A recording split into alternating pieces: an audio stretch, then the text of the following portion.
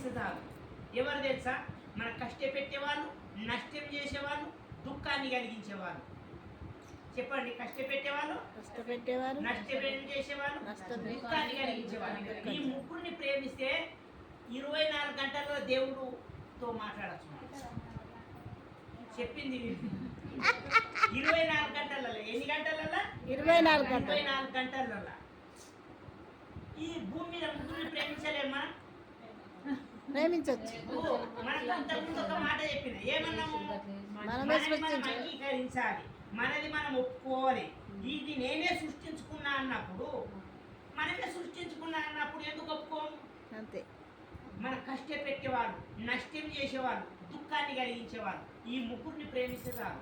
24 గంటలలో మనం అనుకున్న శక్తి తీసుకోగలుగుతాం, అనుకున్న ఎనర్జీ తీసుకోగలుగుతాం. 24 గంటలు నువ్వు ధ్యానం చేస్తేనే శక్తి వస్తుంది, ధ్యానం చేస్తేనే ఎనర్జీ వస్తుంది, ధ్యానం చేస్తేనే ఏర్పడుతుంది అని కాదు. నీ ఆలోచన మార్చుకుంటే ఆ క్షణంలో మార్పు వస్తుంది. Thank you.